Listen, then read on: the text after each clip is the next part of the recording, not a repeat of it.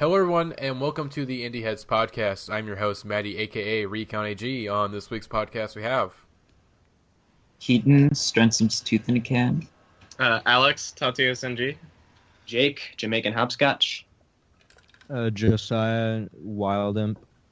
So first podcast in 2 weeks. Hey guys, welcome back. I said we're gonna keep this weekly. That didn't happen. A lot of releases came out, guys, and we're gonna rush through a couple of these podcasts to make sure we get to them all because we're kind of going out of schedule tonight, which we'll talk about a bit later about what we're going to talk about tonight. Because I said Death Grips and James Blake on that copyright strike update video, which we'll talk about that actually right about now since I just brought it up. So if you guys didn't already see the video on the main channel, we got hit with a copyright strike. So the IFPI is that correct, Alex? Yep. Okay, so the IFPI. So we put up a separate discussion video for our views, which is basically just like a segment from our podcast, and was just talking about essentially because I put it up as a separate thing because I assume that hey, again there aren't too many reviews out right now. I think Fantano was already out at that point, but there was enough that we could like okay, let's just like try to get something that like appeals to different people, so maybe we can get new fans. Anyways, so we put that up. In the beginning of the video, there is a 13-second snippet of 9 by Drake. And we've done this with other stuff before. We've done this with like plenty of our album discussions before, and we've had no issues whatsoever. No like we've copyright takedowns or anything like that. Everything was fine. I checked in our log, and back when we used to do Song of the Week type stuff, we did have that detected. It wasn't like it went unnoticed, but most of the time, or like what just happened was whatever party involved, like whatever label or whatever that was supposed to be representing the music, just slapped an ad on it and monetized our video for themselves, which I'm okay with that. You know, it's much better than this, and it was just a brief snippet. Like, it was kind of, it made me mad. I think honestly. it was a 9-second snippet, like literally, it's nothing. It's not even, it's nothing. And we got hit with like, not only do it, like, thing is, if we got taken down, I would have been mad, but at least I would have understood it.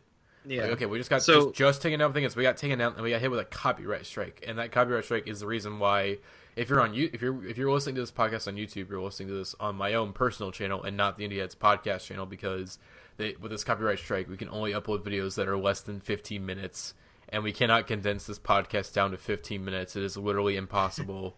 Yeah. All right, we've tried. It's not going to happen. Yeah. We've tried getting it down to 45 minutes, and we can't even do that. God, no. And we're not. And this podcast is gonna be a long one, guys. So you're in for a show. Plus podcasts in general, that is just not a normal medium that goes like 15 minutes. That just makes no sense. Typically, they do run like 45 minutes to 2 hours, even sometimes. Yeah. So Yeah, totally. I'm not very happy with Wasn't our first one 3 hours long? It was like 2.5 hours long. It was a long one. Yeah. But back to the copyright strike though. As you can tell, I'm not really happy about this. Like, I'm really pissed off, and I really fucking YouTube. So Get your shit together, for the love of God. Again, if you guys don't know where we're at, thing is our video completely fell under fair use. As in, number one, we are a non-commercial podcast. Let me remind you guys. No one's getting paid to this podcast. We don't put on any ads in our videos. We don't make any money off this podcast. This is just stuff we do for fun, essentially. And it's not really, and it's kind of weird to say for fun, because for some of us, it's like, it's not really fun. It's more of like, oh, we take this pretty seriously. I take it very seriously. Yeah. And also, again, it was a review, and it was a non-commercial podcast. Like, our video fell under fair use for a number of reasons. So this takedown is completely illegal, and we are trying our best to fight it, as we put in our counter retraction a few days ago. We're looking to hear back from the IPI. Hopefully they ignore, or they just don't respond to our counter retraction, and our video goes back up. The strike is removed, and we are good to upload in the next 2 or 3 weeks. Because that's how we hope it goes, though. Yeah. However, Who knows? However, the strike is only lasting for 6 months, so we cannot. Basically, we're restricted until November, which that's a long time, though. That's half a year. Yeah. So to me, these takedowns are for the purpose of protecting sales, and what just infuriated me about this was a 13-second snippet is in no way going to hurt an artist's sales.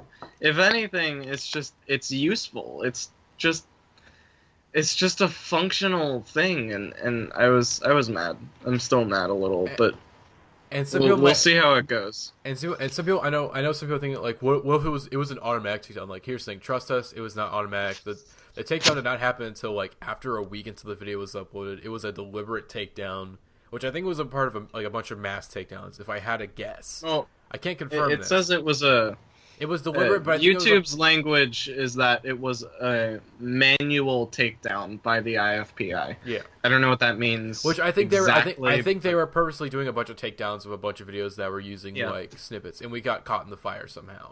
So my guess is that they just sort of check, see what's going on with the video, and then really quickly be like, nope. And what they must have thought was that they heard the song. Maybe our snippet was like our snippet was like, it wasn't extremely short. It wasn't like bam over. It was like, it was 10 seconds maybe. And 13. And I still think that's fair. I just mean like maybe they were listening to it and they were like, this is not stopping. Take it down, because I don't know, maybe they thought it was just like an album upload masquerading as a podcast discussion, and they just didn't bother checking later in the video. I don't know what they thought, but I'm hoping we didn't do anything wrong. Yeah, I don't personally believe we did anything wrong, by my own beliefs, but I don't know. According to the law, okay, I'm not sure. No. By my own beliefs and according to the law, what we did was completely legal, Alex. Okay,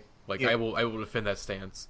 But anyways, on to some. Let's get to music, because this bullshit it's just gonna make me even more angry, and just I don't want to.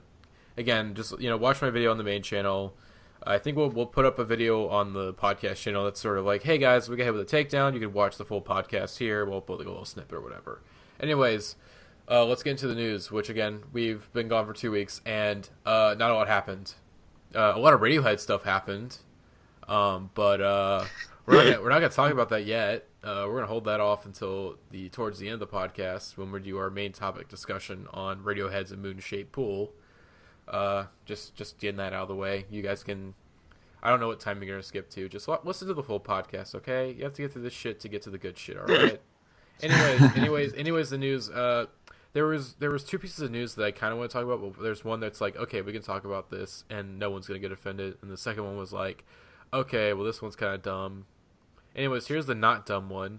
So, very recently, Carseat Headrest, Teens in Denial, the physical release, was delayed, and a bunch of copies were recalled due to unauthorized sampling of the Cars' Just What I Needed, which the backstory for that, if, again, I recall correctly, so, Teens in Denial, which, by the way, I got my CD early, like 5 or 6 days, like a week ago, at least. I know I got it hold on to that. I got it like Wednesday. I got it like way early. I don't know why. But, so I essentially have a collector's item now. Anyways, so there's a song on there called Just What I Needed / Not Just What I Needed. Just What I Need. And like the last minute of it is like a cover of the Cars' Just What I Needed. And it's really cool. But it's a slight cover, and it gives you just like massive blue balls. It's like, I want to hear a full cover of this, and you're not giving it to me. But Will Toledo, you're a genius. This is the next funeral, so I can't hate on you too much. But essentially, at Matador, they thought they worked out the deal that they could put the song in there just fine. Like, everything was worked out, and then like completely last minute, they found out the guy that they got to make sure the song was good was not legally able to actually do that. And then Rick Okasak, who is the Cars' frontman, was like, yeah, don't use that song. I'm not allowing this. And so they're forced to recall a bunch of copies of the album, which I think, if I remember, because they sent me an email about it. And what they're going to do is that they're still going to ship people their copies, but it's not going to be side A and B. They're just going to ship them like the actual like vinyl, like the actual packaging and whatnot of it, and only with like side C and D, and then they're going to later ship A and B when they get them reprinted. But still, though, that's gotta suck for yeah, that kind of makes me nervous that they're just sending one disc through the mail, probably. Right. No, they're probably also sending the download code with the full album that's fixed. Yeah, because this album so that's it's not right, but because it's already seen a bunch of like weird things. Like the album, it got accidentally leaked on Bandcamp for like a few minutes, and they gave like all the people who downloaded it off Bandcamp like really early when they accidentally made the pre-order like an actual buy. They gave them like free vinyl copies that were like signed by Will, and those aren't being recalled as far as I can tell. They aren't being recalled. In fact, they've already been like sent. Weren't those like an incentive for the people who got it early not to leak it? Yeah. It was like, hey, if you guys don't leak this, you'll get this vinyl copy early and signed by Will. And I think those have already been sent out because I've already heard people who've already gotten them. So those aren't recalled. And then, of course, this shit now is just like, and like, the promotion of this album has been like, they've been like pretty like heavily promoting this album. You've had like, of course, if you like follow any like critics on Twitter, they've already like been praising this album for months now, saying like, hey, this is the best indie rock album of the year, probably. Like even Ian Cohen, my mortal enemy and Current's lover, absolutely loves this album, and I agree with him on that because it's a really good album. It's a great album, and we'll discuss it in like 2 episodes. Can we address the fact that some of the members, and I won't name names, some of the members on our podcast legitimately stan Ian Cohen. I don't get it. I don't understand. Thing is, I'm petty and I name names. Will and AJ, y'all gotta get the fuck out of here with this Ian Cohen standing bullshit. To a lesser extent, Jeremiah. Jeremiah doesn't stan Ian Cohen. Jeremiah's a fan though, and I still don't get that. I think Jeremiah is charmed by Ian Cohen more than anything. He's not a fan. I think he thinks he's charming, and he's like, you know what? Sometimes I hate Ian Cohen, but sometimes it's just like he's just an interesting guy, and we're gonna meet up at Pitchfork, and I'm going to fight him. We're going to fight. I'm going to knock him square in the jaw for that 9.3 he gave Currents. That's our 75th episode special. Oh yeah, gang fights Ian Cohen. What shit? Oh yeah. Cohen has good opinions on like emo, which is especially a genre that Will's into, and I think that it just depends, like, from each genre. Ian Cohen has good opinions. No, the only good opinion about emo is that it's a terrible genre, and if you like it, you're a bad person. Bless. Of course, my name. Of course, my name on Twitter is Bad Opinions trademark. So I mean, maybe I'm not the right person to say that, but I do feel like when you punch Ian Cohen, that will be the mark of the Indieheads coup of Pitchfork. And I would love to lead that revolution because I, for a long time, have dissented against Pitchfork. They just change a lot of different scores, especially with the Flaming Lips, and I don't think they're a very credible source for like music reviews. They're good with music news, but like as far as their reviews, like they have nothing solid to say in my mind. Yeah. See, Keaton's with me. Keaton. This is why I love you so much, buddy. You're a great member. Thank you for joining the revolution. Anyways, let's get back to Carseat Headrest though, because we're getting way off on a tangent.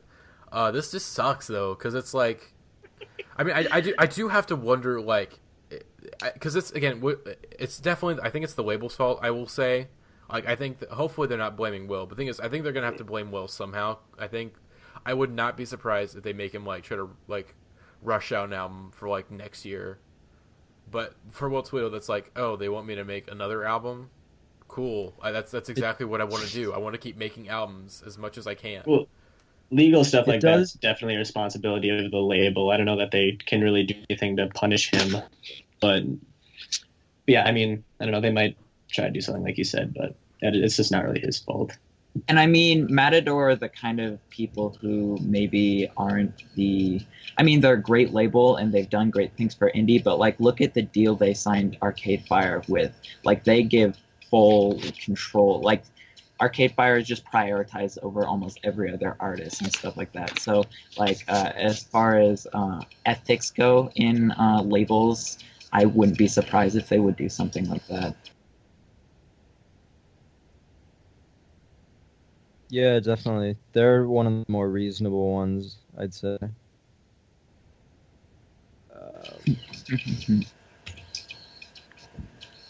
Yeah, it sucks for Will, but the one plus is that we are getting like more music from him, even if it is just like the 30 seconds or however much that he adds on to the Just What I Needed, whatever. I can't remember exactly what he changed the track name to. I think it's now. I think it's just Not What I Needed. and then apparently the beginning's the same, and then he did something else with the end of the track where the cover originally was. But yeah. And it seems weird that people are like saying that Matador is now going to bully him for this because of the money that he's costing them. Like, I think they're the complete opposite of the type of label that would do that. Also, apparently he mentioned in his AMA that he actually had several endings going. I think it was that track. He had a lot of different endings to choose from, but he eventually went with the Cars cover or something along those lines. And so, I mean, he has a vault of things to dip into to replace it with, at least. Mm-hmm. And I don't know. I think this is gonna put Rick Ocasek on the bad side of a lot of indie fans, even though, like, for a long time, for what he's done with the Blue album, like, he produced that, and he, if I'm not mistaken, helped write the guitar line for My Name Is Jonas. So that's like, would have been good, not so much anymore. Yeah.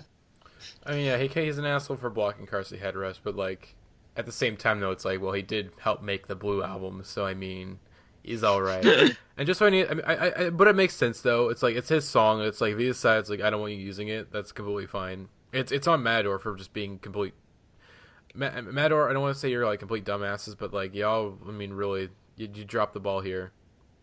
Like if this happened like months before the album came out, like that's fine because you have time to fix this fuck up. But this is like, oh, this album comes out in like 1 week and you're forced to recall a bunch of copies of the album because y'all didn't do all your the homework. copies. Yeah. Seems like more of their fault than Will's. Oh yeah. Yeah. But they're probably gonna have to put. I mean, here's the thing: they're probably gonna make Will do. I wouldn't be surprised. More touring. Either more touring, or they're gonna have to make him like put out another album like pretty quickly. So, but he has like a whole backlog of material that. Oh yeah, definitely. He said in the AMA he has an entire album recorded and planned already. By recorded. Or something to that effect. It was like no. Okay, his words were that he has like he's got like he mentioned an album that he has planned and he's got like a whole year's worth of recorded material now, which is in Carseat Headrest terms about an album because that's what he's just. It's done. probably like demos and whatnot he's done if I had to guess. Yeah. So. Yeah, but the point is he has it written. He has a bunch of material written. Yeah. So it's like basically it's like, Will, we want you to make more music. Cool. I have like 100 songs in my computer right now. Let's record them. Get me in the studio. Book me some time. I can rush this out in 2 weeks, man. This is easy. Yeah. Honestly, if you just literally did Teens of Style again with full professional production, I would listen to it a million times. I think he said at some point he'd like to re-record Twin Fantasy, which that'd be really interesting to see if he did that. Definitely. That could be really good. But anyways, let's get into. I'm happy with how Twin Fantasy is. Yeah, I was gonna say. It's a deeply intimate album, and I think like actually the lo-fi adds to that. Personally, like. I would not have Twin Fantasy any other way. Like, it's just a perfect album to me. Absolutely. I'm with Alex, and I'm just like a fan of lo-fi music in general. Like, I'm a real sucker for that 4-track sound, especially with like even Kurt Vile. Some of that stuff is unlistenable for a lot of people, the early stuff, but I don't know. I'm way into it. Yeah, have you, Keaton, have you heard Oakland Azul Asylum by Y? Yes, I have. Stuff. You made me think of that because at one point in time I considered that album unlistenable, but I enjoy it now. Just because it's like so lo-fi and so kind of like it sounds like he recorded it, and like all the recording equipment was at one end of a hall, and he's just like kind of shouting at the other end. You're not wrong. All right, so we are kind of getting off topic. Yeah, let's get into our next segment of the podcast. This is a segment of the podcast is our podcastly, I guess, weekly reminder that Currents by Tame Impala is not a good album. Now let's get on to our next segment. What have we been listening to this week? All right. What? Yeah. What? You have a response? You want to argue me? No. No. Okay, good. I'd fire you. All right. Anyways, I'm just we gonna don't have say enough. that Maddie, if my Maddie, band members Maddie. listen to this, I gonna want to be crucified. prioritize jerking off Radiohead to, perpetrating beef on the podcast. All right, that's fine. Anyways, Okay. what I've been listening to this week. Thank you, Alex, for trying to get that back because that bit was it was going nowhere. Anyways, so I listened to a couple albums That this was week. Jake. That was Jake. What's that? Whoever it was, stop. Okay, fucking. Okay, first off, for one bit, I have another bit. Okay, so back in November, we recorded a podcast, Alex, myself, and Will, where we discussed two albums, Joanna Newsom's Divers and Grimes' Art Angels. And at the time, if you remember, if you've been a fan of the podcast since then, I didn't really like that album that much. I actually almost kind of hated it at the time. I didn't think it was very good. I thought it was pretty terrible. I thought Grimes was an overrated hack who really could use a couple collaborators to really fill out her sound, and she has a lot of potential, but doesn't quite reach it. So I still believe that I think the use of collaborators could have really helped her out a lot more on this album. However, I've kind of done a bit of a 180 on this album, as I actually like it now. I think it's good. Someone on Twitter was like talking about Art Angels. I'm not sure who it was. I think it was actually which, by the way, guys, I joined fittedliving.com, cool blog that Indiehead runs. He only reviewed James Blake's album, which if you want to read that, go to fittedliving.com. You can find my review on there. Anyways, he mentioned Art Angels and how it was like the best pop album of the decade or something like that. Like it was like a 10 out of 10. And I was like, bullshit, no. And I'm like, you know what? Why don't I just listen to it again? Like, it's been a while. Like, it's been a couple months. It's been like since November since I've listened to it. So let me like give it another listen, just to see if I still feel the same about it. That's very noble, Matty. And yeah, exactly. And I actually liked it. I thought like I kind of got over some certain aspects that I had, like the certain problems I had with it before I got over them. And I'm like, wow, this is just like a really solid pop record. I mean, I think in some places, I still prefer Oblivion. No, what's the name of her previous album? Visions. I still prefer Visions. I still think Visions is a really good album. And I prefer Art Angels, but Art Angels is not bad. It's pretty good. It has a couple clunkers. I don't think Butterfly is a very good song. I think the middle. I think the first half is a lot stronger than the second half. So but in a base way, I think Art Angels is a very well written and good album. But I guess overall the production, the aesthetic of it is like, I went to like a carnival with my close friend one time, and she ate a bunch of cotton candy, and we went on this like teacup ride, and she vomited, and so her vomit was like all these bright, like, almost neon colors, mostly blue but a little bit of pink, and like it made all these swirly things, and it's like, it's pretty, but it's still vomit, and I just couldn't. It was gross. But anyway, I guess that's how the album like feels to me, almost like brightly colored vomit. I don't mean that. See, I don't know. That's not a perfect analogy, but it's just like the production goes too far for me into this bubblegum territory, and I don't get into it as much, I guess. But there are songs on this album, on Art Angels, that are absolutely fucking incredible. Alex, when was the last time you listened to it? Was it the last time, like, back in November when we did the podcast? Actually, pretty recently. All right. I gave it another shot. It's a good album. Like, I'm not arguing that. I think it's a good album. It's just like, I don't know. It's not appealing to me in a lot of ways. Like, certain parts of it. I do really like certain songs. Kill V Maim, obviously. God, I can't even remember the titles. I actually really like Scream. Yeah, no, Scream's thing is everyone hates Scream, but Scream, I really like Scream. I think it's a really good song. Same. Scream is the perfect way to just like it's just right. I don't know. It's completely out of place on the album. It makes no sense why it's there, but at the same time, though, that's why I like it, because it feels out of place. That's kind of why it's perfect. It's just like, I don't know. My love for Scream is pretty much the reason I dislike this album, because it got my hopes up. I was like, whoa, is Grimes going in this really weird experimental direction? This is exciting for me. And then it was just not what it was like the exact opposite. So I don't know. I feel it's never sat well with me. Yeah.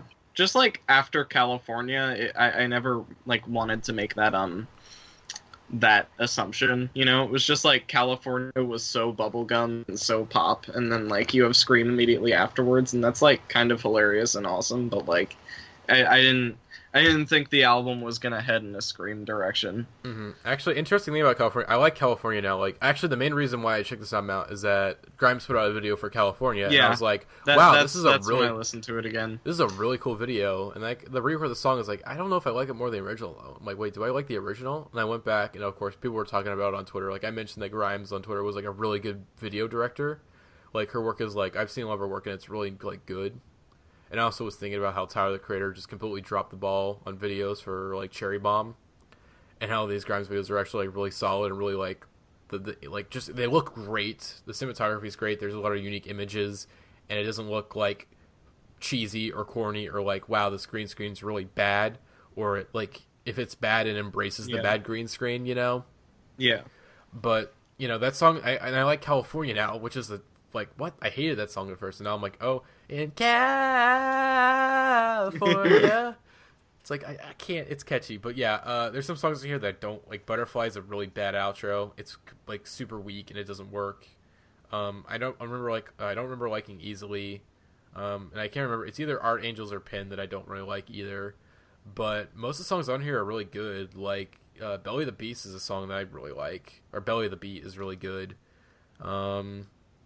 Yeah, there's again. I think this album it's grown on me. I went from like a 4 out of 10 to like I would say like a 7 out of 10 now. You know what? Yeah, it grew on me. So if you were initially disappointed by it, I would definitely like go back and listen to it and kind of let that disappointment like because I actually went back a few weeks ago to go re-listen to Painting With by Animal Collective, and I like that album more now too because I kind of once I got over the disappointment of it, it's like okay, this is actually kind of a solid like experimental pop record, despite the fact that they really overuse that Hocketing technique. They really got to quit that shit. It just doesn't sound like it was cool when they were kind of doing it before. You know, it felt natural and nice, but there's a couple spots in Painting With where it's like, okay, this is completely forced and doesn't feel natural. It's dry as shit. Quit it. But yeah, anyways, speaking of grime, my next song I'm going to talk about is Skepta, Konnichiwa. So if you've been following this podcast, and I think some people in the chat, I've said a couple times that I really hate grime. I think it's a terrible genre. I think it's mostly awful. I don't know if I said it in the chat before, but I know I have had the opinion that I never really liked grime that much. But I think it's more of an opinion just of not knowing much about grime and just being shown like terrible grime and just having a hate for it because my main experience with grime music is like fucking god damn it. I used to go on this forum where I actually still kind of do. I admit it now, but it's dead. Future Talk. There was running a joke in the Plug DJ room that these two British guys in there, they would play like this shitty ass like teenage white kid who's doing grime, and I hated it. And they kept playing this kid. I'm like, god damn it, shut off the shit. I hate it. And so that's where my hate of grime came from. But I heard good things about Skepta. I like Shut Down. I thought that was a pretty good song, and I'm like, yeah, fuck it. Why don't I check out his album? And wow, it's a really solid rap record. There's a couple of stinkers on here. Latest Hit Squad, it's not, I think a lot of people have hated on that track. It's not very good. I don't really like the song It Ain't Safe, but there's some bangers on here. I mean, let's see. The intro track Konnichiwa is great. Lyrics is great. Let's see. Numbers, which has a Pharrell feature and like he does production on, is amazing. Man is great. Shutdown's great. That's Not Me. The album, it just has like 2 songs in there. They're just like they're like right in a row of like they're not very good. But once those 2 songs are over, it's like, okay, back to like really good shit. Let's keep it going. So yeah, if you just got rid of 2 songs, it would have been like a really great rap album. But for now, it's just a good rap album, and that's okay. And it actually makes me want to check out more grime music because it's like, oh well, I actually don't mind this. But of course, there's some people out there who are like, it's not grime, it's just UK rap, and it's like, I don't fucking care. I want to check out more UK rap now because I actually am really interested in this. So yeah, thank you, Drake. I didn't like Views, but you did kind of put me on Skepta, so you did some good recently for me. Fucking asshole. And then destroyed our podcast. And then, oh yeah, fuck you, yeah. I just remembered that, Drake, you asshole. We got hit with a copyright strike because of you, okay? Because you're mad that we didn't like your album. I'm sorry we didn't like your boring, uninspired bullshit. Okay, fuck surprised it took you this long to call Drake out on the podcast. I know, because I look, I realized that, but Drake, I love Drake, okay? I was gonna do it as a joke earlier, and then you just did it I love Drake. Okay, I love Drake. All right, I loved him. I defended him. I thought he was great, and then he broke my heart. Betrayed me. Stabbed me. Someone can please. Okay, I'm done. Someone, Keaton, what you? All right, my list. Have an emotional breakdown. Yeah. I'll try to cover for you here, Matty. So, the first album that I'll talk about that I listened to quite a bit recently is Tom Waits' Small Change. For a significant amount of time now, I've been a really big fan of Tom Waits. And this is usually my go-to album. You know, it opens with a cover of Tom Trebow's Blues, which is kind of like a run on Waltzing Matilda, if you don't know. It's about Australia's involvement in World War I and how many people were just like brutally dismembered in Serbia because, if I remember right, the Alliance just kind of used Australia. So there's some history.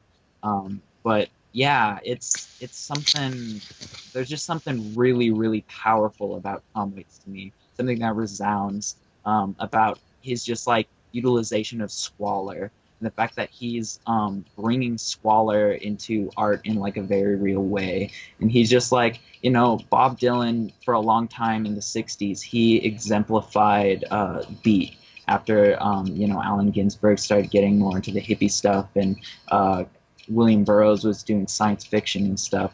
But after the electric period, he just kind of dropped off of that. And I feel like Tom Waits was the perfect person to pick it back up and just carry it into this entirely new realm. Every single style of music he touches, which every time it's just something really wild and nuanced, he makes it new. Like jazz, which is an old genre, he does something to it that's just so new. And you know, same with blues. You know, there's history there, but he can pick it up and make it something its own. And obviously with Rain Dogs, he just took this weird foreign sound that people weren't used to and brought something new. Mule Variations, there's all this gritty garage and stuff that people, you know, well, I guess it was before on some of his other albums like Bone Machine, but he really just brought forth this new thing in the 90s. I really hope I can meet him someday, but he's getting pretty old and worn. I mean, he's been kind of gruffled and...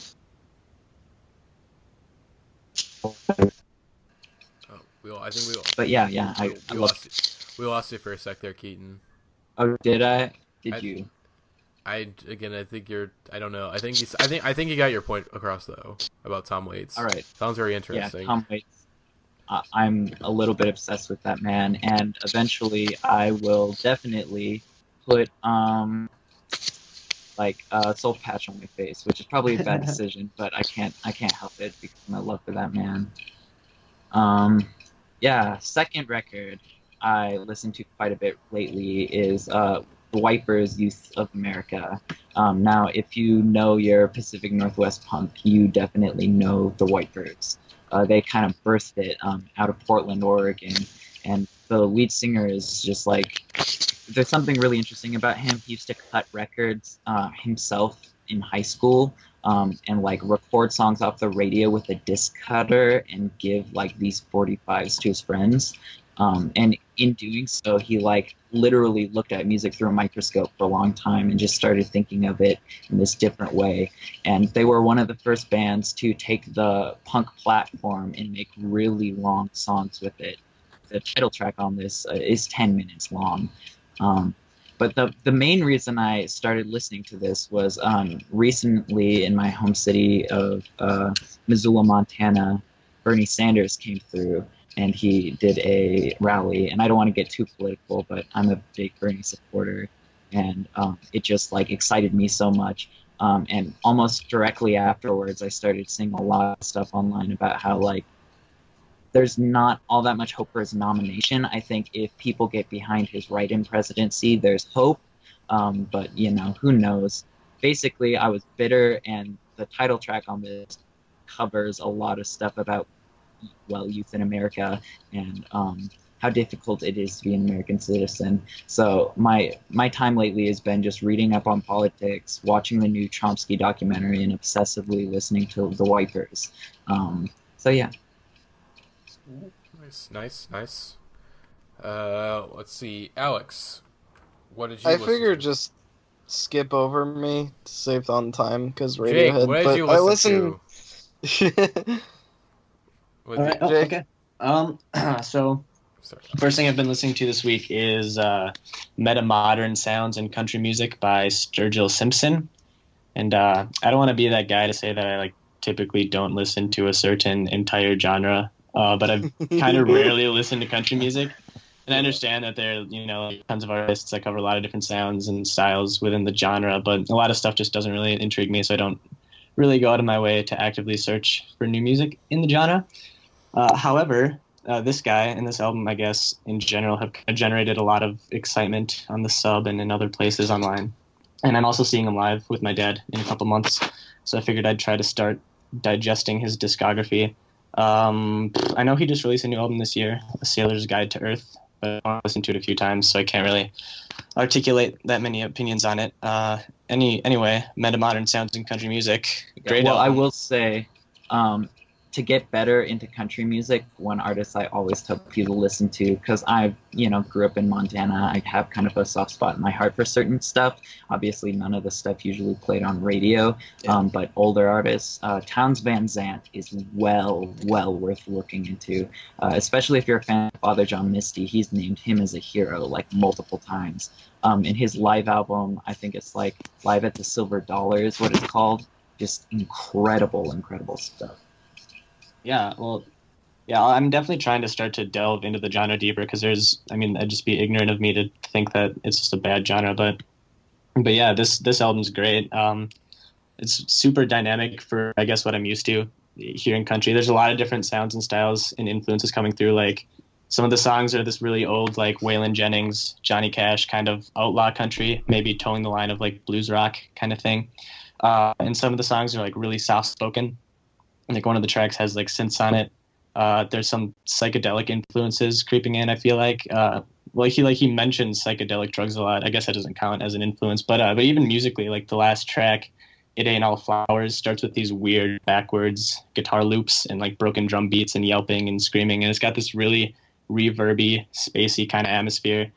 And yeah, it's just all around a really cool album. Looking forward to seeing him live and getting further into his discography, further into country music. And yeah, the next thing I've been listening to, it's not really an album, but it's just the band about to release the 2016 album of the year, Adult Jazz. That was like half sarcastic because Radiohead. Yeah. No, but, it's gonna be good though. It's gonna be so good. Oh my god, it's gonna be good. I'm so excited, guys. Like, it's not out yet, but it's called Earrings Off. I think it comes out May 20th. But in preparation, I've been kind of listening to everything else they've put out thus far, which is mainly just their 2014 album, Just Is, which ended up being one of my favorite albums of the year that year. It's basically like this art pop, art rock kind of album with a lot of these really interesting, really organic songs that kind of like twist and jerk around, and they go off in these really like beautiful tangents and progressions. And it's a really cool album. Instrumentally, it was pretty regular, like just electric guitars, drums, bass, maybe some horns and stuff. But that makes their new stuff they're going to put out way more interesting because their singles so far, Eggshell and Earrings Off, specifically Eggshell, it's like this super weird, like experimental electronic song with pitch-shifted, robotic-sounding vocals and synths in like weird loops and samples, and it's just so interesting and good. I don't know, it's probably my most hyped album that isn't out yet right now. So yeah, definitely check out Adult Jazz if you haven't. It's like their new album is the next Neon Bible. May 2016 is without. You can go. Sorry.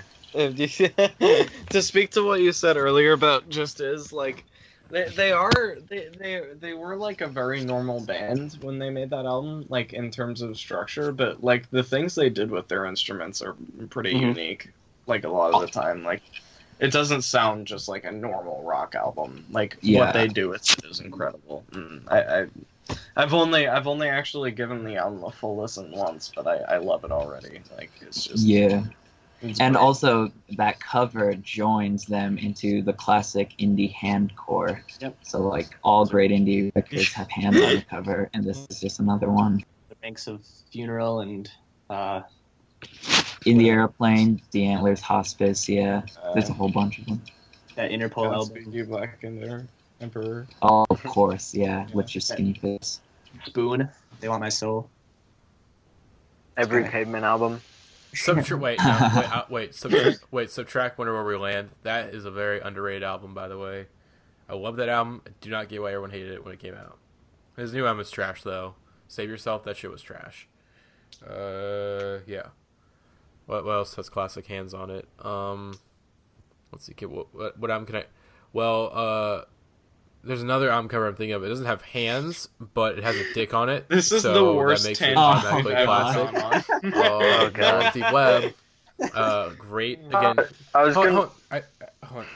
on. Actually, Matty, come on. No, legitimately, I think the No Deep Web cover, it's aesthetically fucking terrible. It looks terrible, but the meaning behind it is so great from what How it did represents. you get us to death grips from hands? We can't. This is.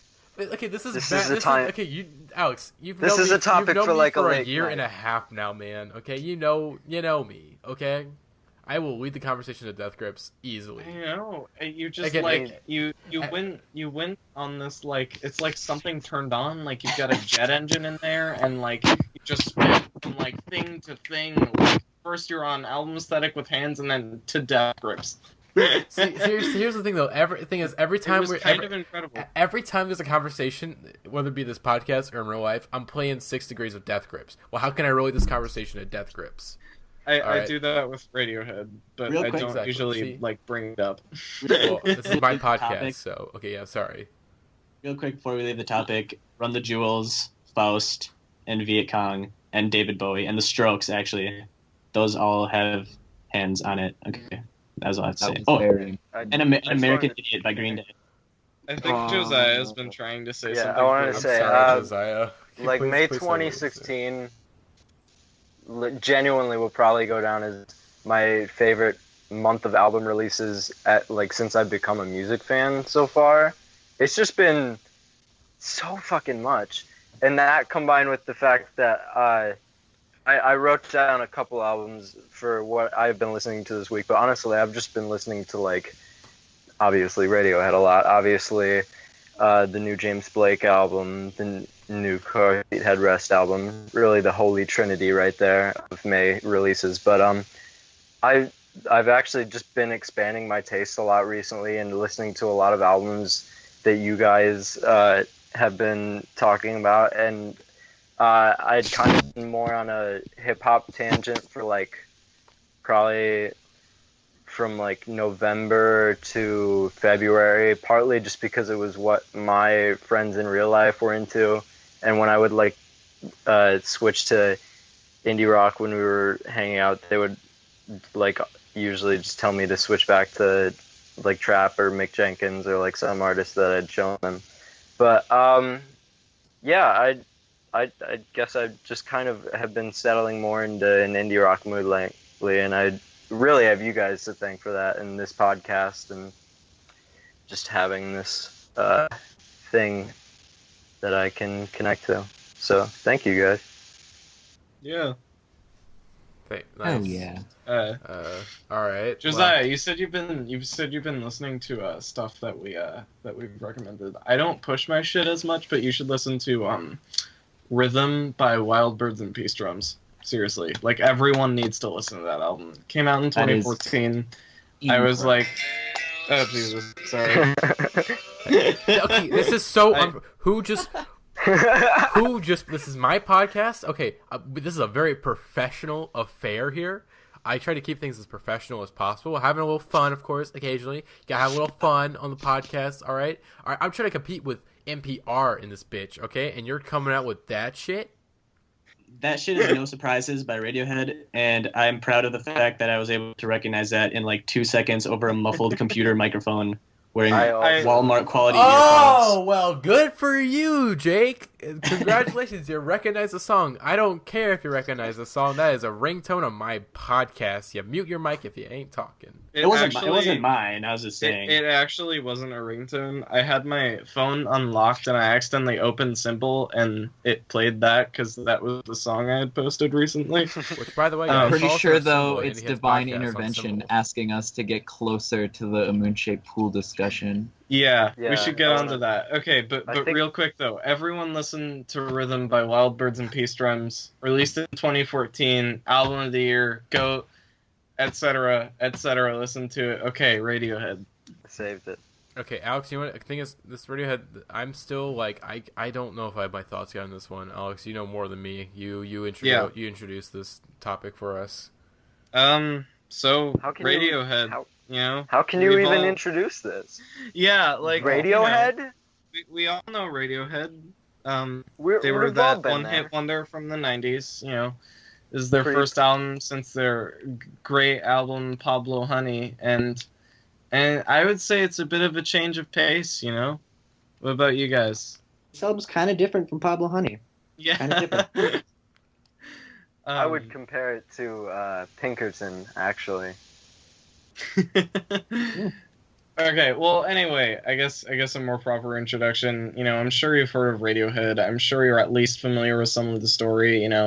You've probably heard part of OK Computer, or you've heard like In Rainbows or something. You've at least heard Creep.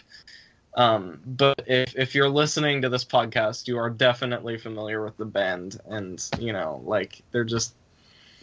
There isn't much that can be spoken to Radiohead and their discography at this point that hasn't been said. They inspire an obsession in a lot of people, including myself. And I don't know. That's really all I can say. Leading up to this album, it was kind of like, it was weird for me personally, just because I got into them right after. Actually, it was right before The King of Limbs was released, but I wasn't really paying attention. I was just trying to force myself to like Kid A, and then that came out. I got into Kid A. Blew my mind. It's my favorite album of all time. Then I went into their discography. Then I got into King of Limbs. That took me a little while, as always, and the rest is history. But basically, I've spent a quarter of my life waiting for this record, and getting it was surreal. Yeah, and especially just because of how slowly they tease things up to the actual release. There's been subtle hints being dropped for years, and especially the last couple months were particularly agonizing. If this is an album you're anticipating, there's the whole Don Chorus LLP company, and then there's the London Contemporary Orchestra stuff, and then before the actual release of the album, there's obviously the whole lowering the opacity of their website. Deleting their social media, and so when it did finally come out, it was just not to mention all of the false release dates, because there was the radio interview with Johnny Greenwood where he said it was going to be out sometime soon, and then Tom York was like, nah, it's not, and then there was the manager who said it was going to be out sometime in June, And it's no, it's not. And usually when that kind of denial happens, you expect it would be because it's coming out later. But no. No, thank you, Radiohead. No. See, I'm not fazed by this stuff. The whole promotion, I'm not fazed. I survived. Again, look, I went through Jenny Death. I went through the life of Pablo. I would just immediate segue. Okay. I would just I know. You were talking for 5 seconds. I just like to point out that the Radiohead hype train started, the starting point and ending point, encapsulates the Jenny Death. The hype for Radiohead started before the hype for Jenny Death, and it ended after.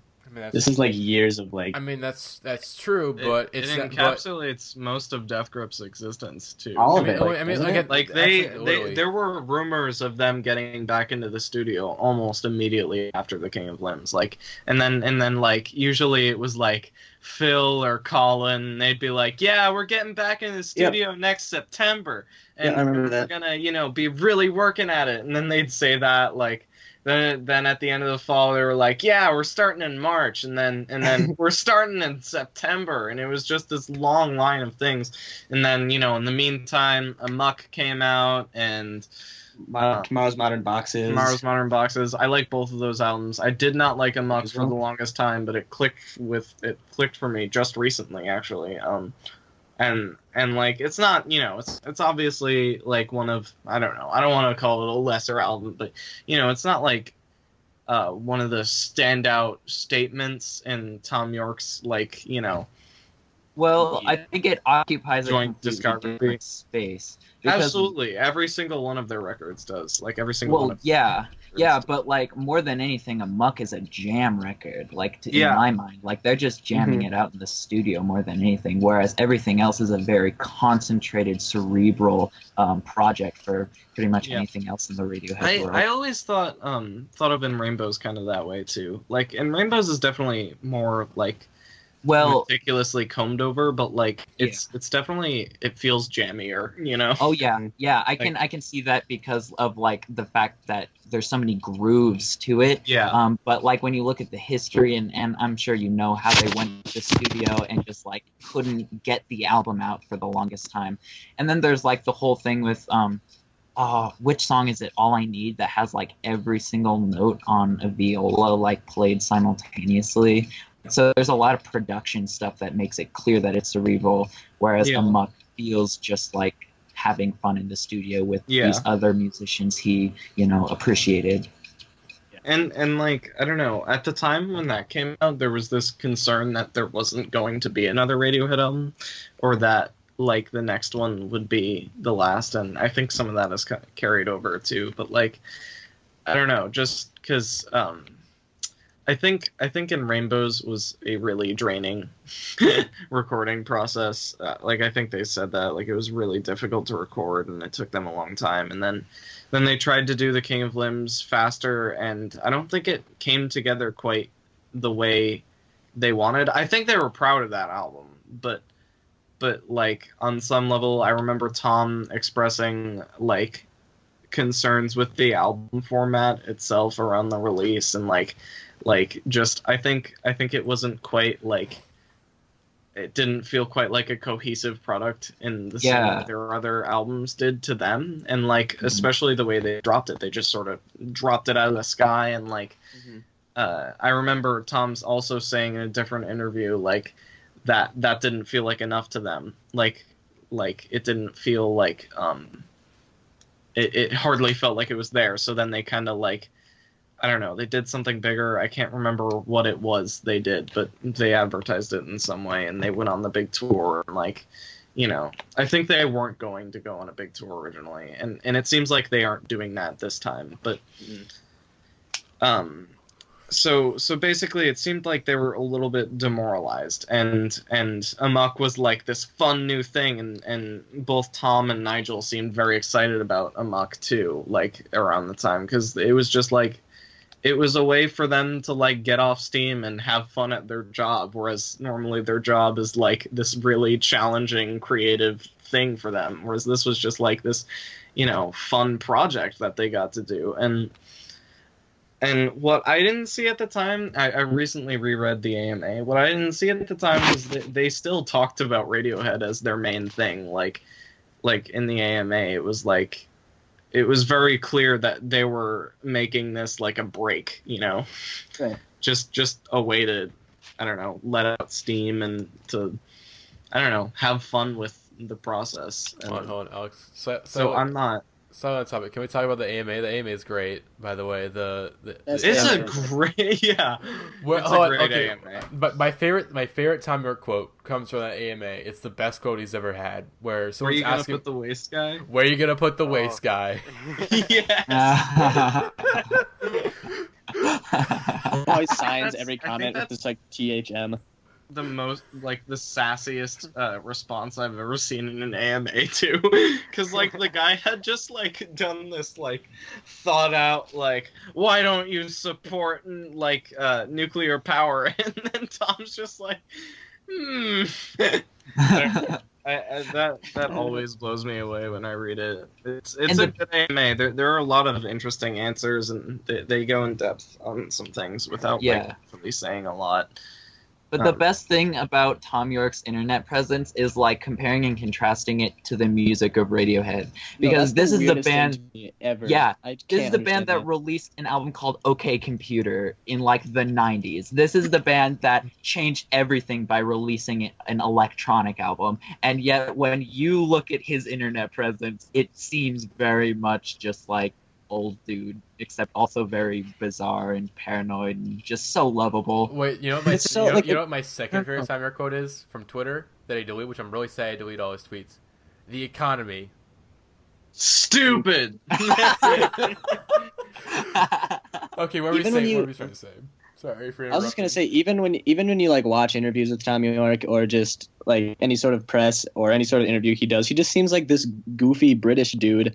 But then the albums itself, it's like I don't know, it's just he like transcends to some other place in his mind. This is unreal.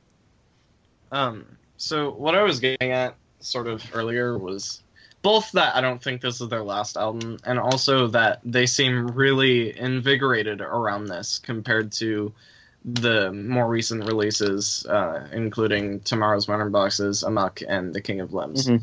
All those albums, they dropped it out of the sky without much fanfare. And, like, this one, you know, they had that whole long build-up. They did the website thing that was, like, fucking exhausting for me because, you know, I'm an obsessive, and I watched it all day, even though I had finals and a billion projects, and oh my god, I wasted so much time because I thought it was gonna drop. Yeah, I wasn't even like I was like bringing my computer into the bathroom with me because I thought something was gonna happen. It was actually ridiculous. And the funny thing about that, there were the Instagram videos, and those were cool, and these music videos are really cool, and it's a great album, and I'm excited and happy. All right. Do you have something to say, Keaton?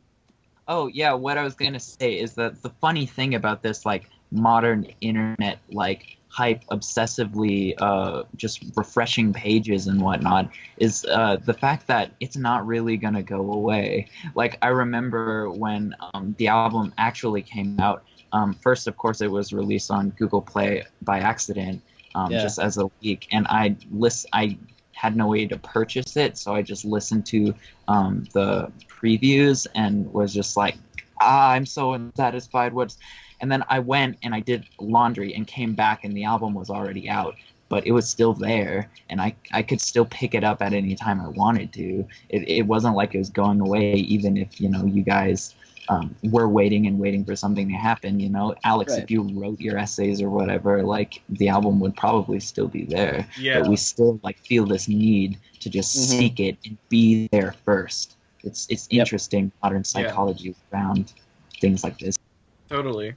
So I guess to get into the album itself, all that hype stuff eventually led up to the release of their single "Burn the Witch." And I guess that was kind of significant to me for a couple reasons. Because for one, the song has like roots all the way back to the early 2000s. Like there are lyrical fragments of the song on the band's website and like a "Hail to the Thief" physical booklet, I think. And from there, and it was on that that famous In Rainbows chalkboard where they just threw up like 30 songs and like they took a picture. But so the song kind of was built up as this really mysterious, unreleased entity. In they their teased vault. it at a couple concerts. Yeah, too. Fans would shout like "Burn the Witch," and then Tom would play two chords, and then be like, "You know what? Nah." Like nah, exactly. Okay, so from the Radiohead Superfan perspective, how many songs in here are like stuff that's been like unreleased or has been in the works for years? Like how many? Well, songs? 5 of the songs I actually counted this morning. I have the track list here. So like, "Burn the Witch," he never played it, but it was known about. Like the lyrics were like it was a known song. Desert Island Disc and The Numbers used to be called Silent Spring. Tom played those acoustically at a show a couple months ago, but they'd never been played by the full band. And then obviously Full Stop, Identikit, and The Present Tense were all performed on Radiohead's tour off of The King of Limbs. So there's only like 4. Oh, and True Love Waits, obviously. So there's only 4 or 5 tracks that were totally unheard of before the the thing release. is, people like I feel like people give too much. I don't know, like take that too seriously because when you think about it, like most of these songs. So I forgot. Actually, Present Tense was like I think it was played like a Tom York solo show back in like 2009. Apparently, so that's like 6. Yeah. So the way I see it, really, the songs that have been kicking around for a long time are "Burn the Witch," "The Present Tense," and "True Love Waits." Because all the other songs were really written in this post the King of Limbs period that we know of. Obviously, probably some of them were lurking somewhere in the lyric book or some melodic fragment, because that's just how they work. Like they workshop songs for forever, but I don't know. People were like, they didn't really write any new songs for this, but when you think about it, they're all mostly new in some way or another. And even the ones reworked dramatically. Yeah, that's exactly what I was gonna say. Even the ones that are not new, technically, they're still so drastically different from the things that we had heard. Yeah, "True Love Waits" is an entirely different song, even though it's still very simple. It's like, I mean, also the context has changed to something like significantly more depressing, but as a song, like I don't know, as a habit, I keep I will listen to this album in full, hear "True Love Waits," cry a little, and then play like the older live version of "True Love Waits," and then be kind of comforted by that one. Just like I just keep doing that. I keep finding myself doing that. Yeah. And since we're on the topic of "True Love Waits," it's not like it doesn't feel repetitive. Anyway, what were you saying? So obviously this is kind of pertinent to the whole album as well, but Tom's divorce is Tom, in case you didn't know, got divorced recently within the last year, I think, and so that whole idea is like obviously a huge overarching. I don't know if it's a theme, but it definitely influenced this the songwriting of the album. Yeah, and you can find it like everywhere in here. Yeah, exactly. And "True Love Waits" was first played live, and I presumably written in 1995 or maybe even earlier, and that's relatively and that's relatively around the time that I'm assuming he started dating his I guess now ex-wife, and the whole song lyrically used to be Tom practically begging her to not leave, right? Like that was the whole lyrical hook, and just looking at the lyrics of the first verse, like it's pretty dramatic. And now with the context of the divorce, but him still keeping the lyrics the same, it becomes the most empty, defeated song just in the world. Like when he sings "Don't Leave," knowing that she actually left, it just adds so much gravity. And in the whole album, that same idea is kind of reflected. It's they've been dating for 23 years. Like that's half of his life, right. Every Radiohead song about a girl is about that girl. Like to put that in perspective. So it's not just this song too. Like there's going to be a whole myriad of songs now in the canon that just have an entirely new meaning to them when he plays them live. And I don't know. I'm just super interested to see how that works out. Like it's really in all these songs, and even like not all the songs are directly about their relationship in some way or another, but there are lyrics like that just pop up where you just know. You know, it's like it's there, and like fucking sometimes it's like subtle, or the track makes itself obvious at the very end, like "Daydreaming," right at the end where he's like backwardsly saying in this weird half of my altered demon voice, "half of my life," like. Oh, and in the video for "Daydreaming," supposedly Tom walks through 23 doors. Yep. I heard that. 23 doors, one for every year they were together, and the number 23. Yeah, starring Jim Carrey. God damn. No, anyways, but yeah, part of me thinks that's got to be a coincidence, but also I feel like Radiohead is a band to do. Well, oh, of course. No, I mean, I don't know. It's not a coincidence. It is Paul Thomas Anderson and Radiohead. Yeah, for one, it's Paul Thomas Anderson and Radiohead, but also I don't know. I just took a film class, so I'm obviously not an expert, but we focused a lot on the process of filmmaking, and I read a bit of Sidney Lumet's book, memoir type thing on making movies, and I even had to write a film treatment myself and write about the style and stuff. A lot of things, more than you would expect, are deliberate, stylistic, meaningful choices. And especially in Paul Thomas Anderson films, he directed the video. Yeah, I was going to say, I could definitely see Tom and PTA's kind of styles mixing together well with just kind of the way they tell stories. Yeah. Okay. Brainstorming for this video. Man. PCI. I want to walk through 23 doors. 23 doors, Tom. 23 doors, PTA.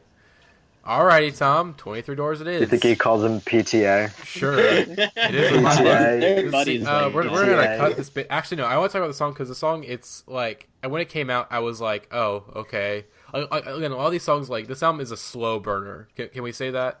Yeah, absolutely. It is a slow burner. It's their most subtle by far. Yep, and subtle. I can back subtle, but not slow burner. Yeah. That's just slow burning, just as in No, it's a grower. Okay, grower's more appropriate. Yeah, I should say grower. Yeah. And Daydreaming was a song and I was like, oh, okay. It kind of progresses throughout, like, the opposite of the way that James Blake new album does, where it kind of starts with the breakup and becomes progressively less dismal throughout. This, to me, becomes more dismal leading up to True Love Waits, of about Tom's relationship. Well, yeah, like you kind of you watch the grief set in. Mm-hmm. Yeah. But what's so incredible about this grief setting in is that it still gives so much room for, humanity. Like, Daydreaming seems a lot like the shock of the divorce. But then, Dex Darks, it feels almost like Anthem-esque, and it's very, we are happy to serve. And, like, there's that hanging, just melancholy, but he's still allowed to feel some uplifting things, like those keys moving through, and that's something you don't see in music frequently, especially when it's something so sad. Like, I'm a huge fan of Elliott Smith, but that's some soul-crushing music, especially the early stuff. It doesn't breathe as much as this. You know what I mean? Yeah. Like, this album is like deeply personal. It's Radiohead's most personal album. Period. It's the most personal album Tom has written, to me. But honestly, it's still there's so much room for it's not just like, oh, this is about Tom York. It's like, oh, this is kind of about me too. You can directly relate to the lyrics in a very personal and human way. I find myself connecting to the album constantly and absolutely. That's such a good point. The lyrics on this album are a lot more, I guess I would say, visceral than they have been in the past. Like, Radiohead, if you look at the lyrics of Kid A, Amnesiac Era, they're just so opaque and abstract, and it's just these songs it's so much easier to draw raw emotion from. Yeah, and they're like fucking Glass Eyes. Glass Eyes is unlike any song Tom York has written, period, ever, and it's just this short piano tune, and it's just because he's directly describing things that happen. Yeah. I don't know how to put it. It's almost like he's feeling into the instruments rather than playing them. Yeah. Mm-hmm. I don't know. It's hard to talk about. It's hard to describe. And as far as connecting with the album, I'll say maybe the reason I have a problem with calling it a slow burner is because I kind of went through a weird romantic twist recently, and with someone I had been friends with for a really long time, and we don't even talk anymore. So I really connected with it on first listen. I was bawling with tears, and when Daydreaming dropped, I just listened to it over and over again and cried as well. Mm-hmm. But you're right that it does have an exponential climb. You definitely, and like all Radiohead releases, subtleties keep just pulling through. And what originally seemed like kind of this melancholy cloud of an album becomes an entire lake of just really heavy, interesting production techniques and just sounds that you don't find in many other places. Yeah. See, if you ever talk to a Radiohead or someone who's not into Radiohead and they complain that they're just too dreary, this is not the album to prove them wrong. Yeah. God. Look, I don't know though. I don't know, because some of it, yes, some of it distinctly, yes. Like Daydreaming, Glass Eyes, and True Love Waits. even Dex Dark. Yeah, True Love Waits. Like those are dreary songs, but then you get into like Desert Island Disc. Desert Island Yeah. Disc is the opposite of dreary. Yeah, you can show that to anyone. It's still heartbreaking, and like I don't know. It's also the most peaceful song on the album too. Like in a way, there's something. There's a desperation to it, but also like I don't know, a joy in it almost. Like curiosity fits. It's I don't know. Like the line different types of love are possible fucking destroys me, because just like knowing the context in Tom's life, and like especially that it's a newer song, and like a couple of the songs seem to hint towards some infidelity in their marriage. I don't know. And that's kind of been a part. present theme, even all the way back to like In Rainbows. Yeah. So that's definitely a possible reality. But yeah, I mean, to me, it seems like they were both unfaithful. That's my interpretation, but it's hard to really say for sure. The unfaithful thing. I haven't really gotten to say too much about the album yet. It feels weird to not have to say much. I feel my ego is going crazy right now. But actually, it's actually funny because I remember when it was announced that Rachel Owen, which is Tom York's ex-wife, when they separated, like someone in the Indieheads start was like, "Oh yeah, I saw Tom the other day. Like I actually like met him the other day, and he was with someone that definitely wasn't Rachel Owen." And I was like, "Huh, okay." That unfaithful thing makes sense. Another thing is that, I will say I like this album, and what you guys know, like I feel so jealous that you're like so emotionally connecting to it and whatnot. And yeah, I'm connecting to it too. There's a lot of stuff here that's like, oh shit. Like, I mean, True Love Waits, the version on this, just it breaks my heart completely. With the context of the divorce in mind, and the way he sings it, and it's just like, wow. But I don't see myself like emotionally connecting with this album as much as I am with like other records that came out. Like the James Blake album is just consumed me. It's so I think put my the feelings James Blake one is much more directly relevant to you. And that's why this album, like I've been like dating the same person for I don't even know how long now, but it's been multiple years, and like I don't know, like 3 or 4 or something, I'm not sure. But like I don't know, I just can't think of it right now. I don't know. There's something about that. Like I've had doubts about my relationship, but when you're so like strongly connected to this person, like you don't want to face that sometimes. Sometimes you just want to like I don't know. You want to find some way to. There's a certain desperation to like songs like Desert Island Disc, especially that like. I relate to, where you just like care about this person so much, and you don't want to like let go of that, even though you don't like feel as strongly as you used to sometimes. Yeah. And I feel.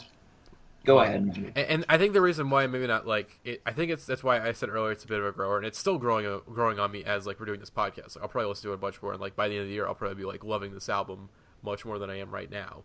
Because it's definitely an album that I haven't like completely picked apart yet, which is why I'm kind of letting you guys like lead the discussion, because you guys seem to have more of an idea of what you think of this album than I do currently.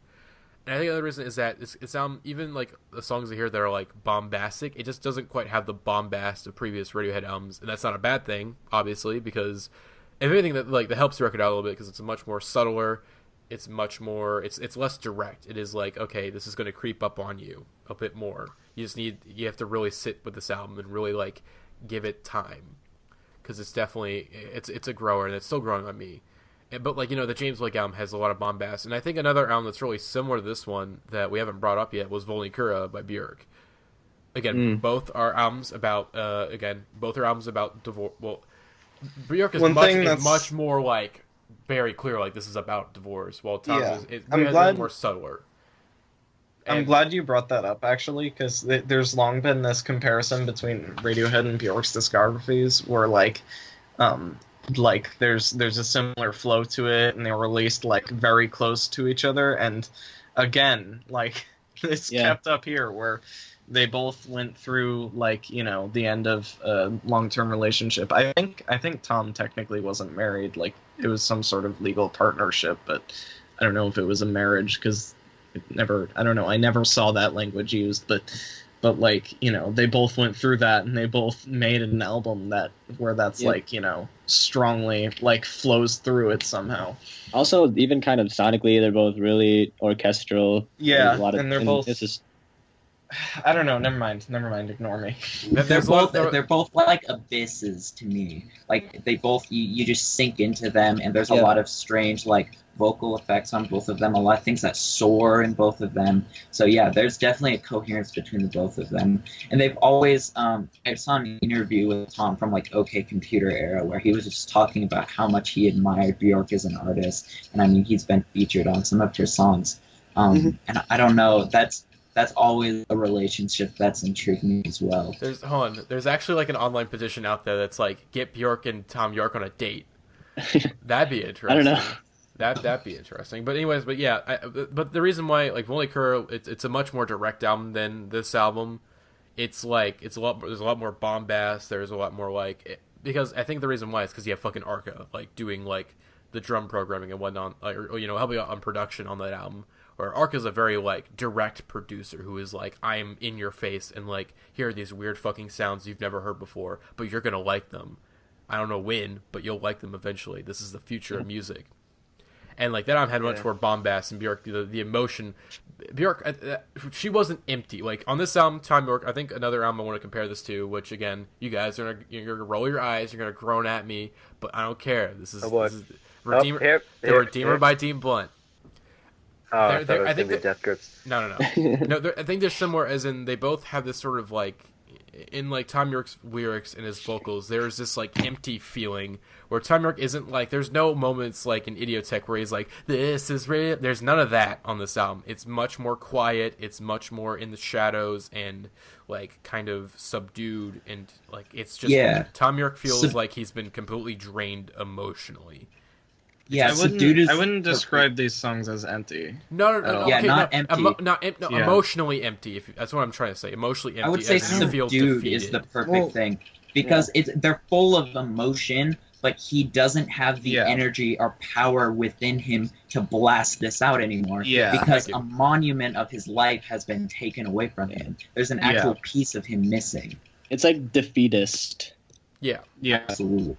That's what I was trying to say. Is that just he feels emotionally drained, and it's just he's trying his best, and it's like you can feel that he's in a lot of pain, but he can't quite like he can't put it into anger. It's just complete depression. Like intense points on this album. I mean, there's a couple, but even the bombastic tracks in here, like Full Stop and Identikit, are still like. Somewhat subdued compared to like there's kind of this centerpiece of the album where to me Full Stop and Identikit are almost two halves of the same coin, and then like Glass Eyes is just this like brief buffer, it's this decompression zone where you're like just kind of you're pulled into this very real moment, and like you kind of face reality for a moment. Like I don't know, it's almost a moment of clarity in between those two like panic attacks almost. Literally like Full the Stop eye and of a Glass storm. Eyes. I mean, Full Stop and Identikit. Full Stop is like maybe their most intense song since like Mixomatosis. Oh my god, Full Stop. Can we just all agree that Full Stop is just like the best? It's so incredible. incredible. I can't say that. I mean, my favorite's Present Tense on the album. That's right from the beginning. Like from my first listen to the album to now, my favorite song is still Present Tense. I don't know. The thing about this album is that literally every song on it is the greatest song of all time. That was pretty much what I was gonna say. Like it doesn't make sense. Like Full Stop's not the best song on the album, but it's just the best. Like it's the best build-up. It's just like it starts out, it's the drums and the bass, and just slowly things keep adding in. There's a little sound effects like Also, and like it's fucking I don't know, man. It's so great. One thing that I thought was interesting about this album is a lot of the songs move from like point A to point B. They aren't like songs. They aren't songs. you know, I think Burn the Witch is actually the biggest song here, And even that is just built off of the same thing, building more, which is why I would say this is more of a krautrock. That was thrown around so much, especially for Amnesiac. And as far as the sounds, and as far as the sounds on those records, sure. But the common theme with krautrock is this simple something being built and built and built into the point where it's so there's so much tension that you almost can't stand it. And I definitely see this here. There's a lot of I feel on this album, but Full Stop particularly, when I first heard it, I was like, this is almost like an Amandoul 2 song, but like British. And I couldn't even like put it in my head like, this is such a German sounding thing, but it's also like something entirely different. Mm-hmm. And since we kind of touched on it earlier, well, we were just kind of mentioning little production cues, and I know that like obviously Tom's huge influence on this album, but I mean, every member of the band kind of stepped up their game. Like Johnny is obviously everywhere, and so is Ed, and so is Colin. Every art or each one of their influences, so you can just hear each of them distinctly.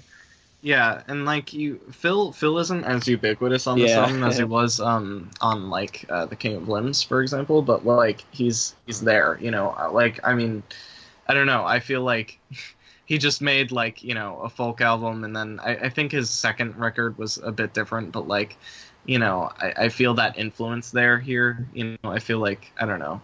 Yeah. Tom isn't off making folk songs on his own, you know. I'm sure he like, you know, wanted to write that music, but like, you know, I don't think any member is like playing a low part here. No, is what I'm saying.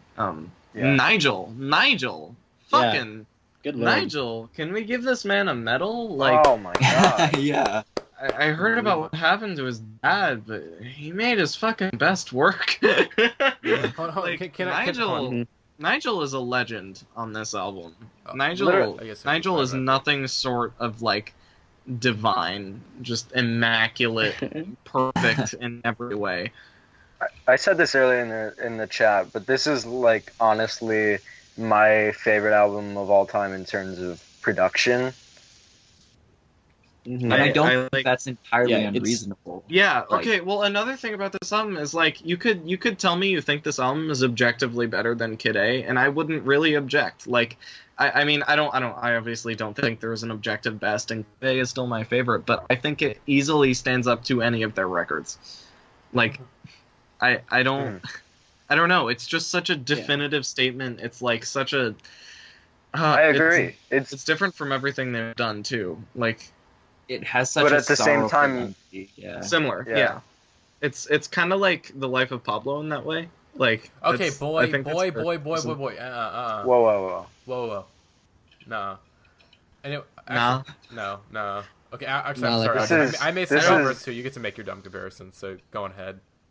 Sorry. Well, I don't think it's like a close comparison, but I mean, I think of like, you know, The Life of Pablo has a lot of elements from Kanye's discography, and that's just what I was saying. This has a lot of elements from Radiohead's discography, but it's not like it doesn't sound like anything they've done before. See, I don't know if I can It's say chronology. That for sure. There's the cohesion in chronology, not in sound or really like theme at all. Yeah. You know what's interesting about that is they were able to do that while somehow putting the songs in alphabetical order, most of which already had names, so it's not like they could name them after. It's actually crazy how they're able to do that and still have it follow like a somewhat cohesive progression. They changed Silent Spring to the numbers. That's true. That's true. Okay, hold on. My guess is that there was some fucking around, because there are some songs on here that we didn't know before, you know, like that we didn't have any titles for. I'd bet they changed a couple titles here and there, but it works, yeah. Okay, can I say though, an interesting point that I don't think anyone's brought up yet is that it's really interesting how they're kind of they're finally kind of completing some of this earlier work they had. You know, that's been spread around for years now, like some stuff, you know, kind of recently, like only dating back a couple years, some stuff to like decades, you know. Yeah.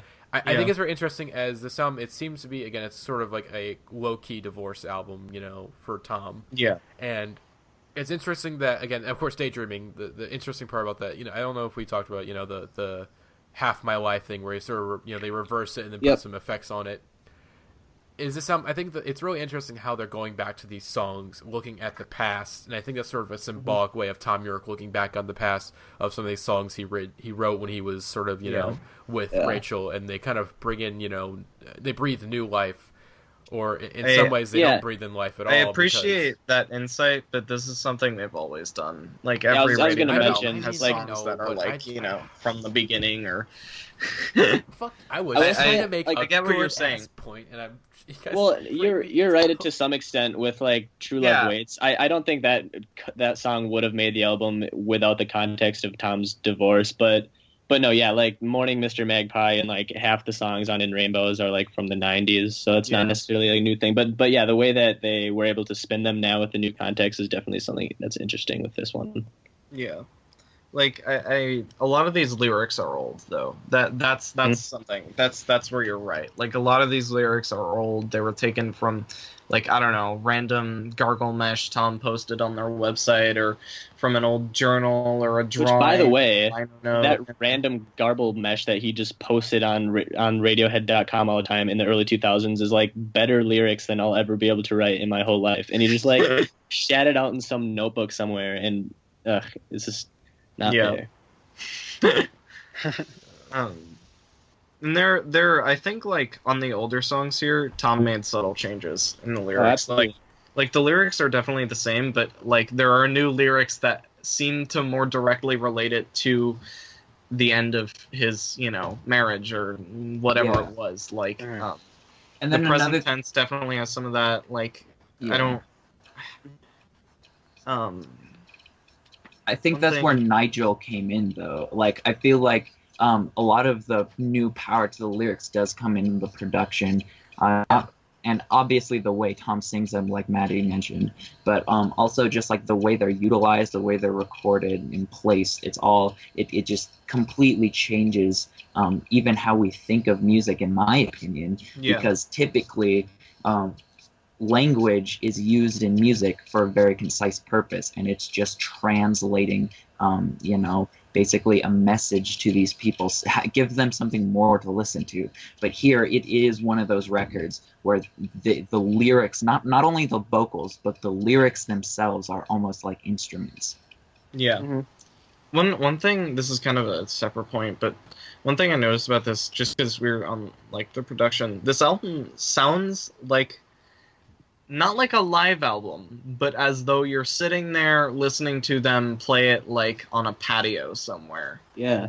I don't know. I was going to draw a comparison to that. It feels like you're in the room. It's just it's so intimate. It's simultaneously very distant and intimate, I think, in some ways. Yeah. Because in some ways it feels very distant and like he's sort of closing himself off from the world, like Tom York. Or just Radiohead in general. It just seems like they're kind of closing themselves off from the world. But also, again, it's like you're saying, it's very intimate. It feels like they're kind of just like, we're in the studio or whatever, or outside, and they just play the album for me. Like, oh, cool. Thanks, guys. Yeah, no, I think Josiah was going to say something about Desert Island Disc feeling like that, and I agree 100%. I feel like that song is like Tom and me just sitting inside like a cabin somewhere, and Tom, I don't know. It's a super personal. It's I would say probably the most intimate Radiohead song ever made, and like kind of thematically similar to Nick Drake in just being very personal, but also very haunting. Yeah, and just kind of. It's I got that Nick Drake comparison to the guitar line, the riff. It's just like it's very, very like Nick Drakeian. I don't know, like it reminds me of Nick Drake a lot, and maybe that's like just very, like an English folk music 5 Leaves Left kind of thing. Kind like of thing. Yeah. Like I don't know. It's you feel there's a lot of oldness to this album. Actually, before, a lot of maturity.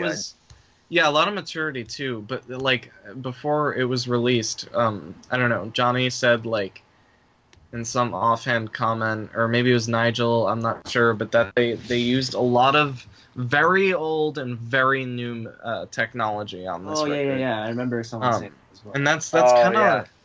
That actually sums up the album, like even the instrumentation in a very good way. Like it's like there's a lot of old and new on this record. There are a lot of old styles and like thoughts like using an orchestra, like, but then everything's so new because of the production and just like the songs being so intimate and modern, even, or I guess contemporary, because that's technically not the correct usage of modern, but you know what I mean. Yeah. Like the line "different types of love are possible" that's not something that would have been written like 50 years ago. That's very much a newer school of thought. Oh yeah. And also just like talking about divorce in the way Tom does, or at least in the way we're assuming he does, is like it's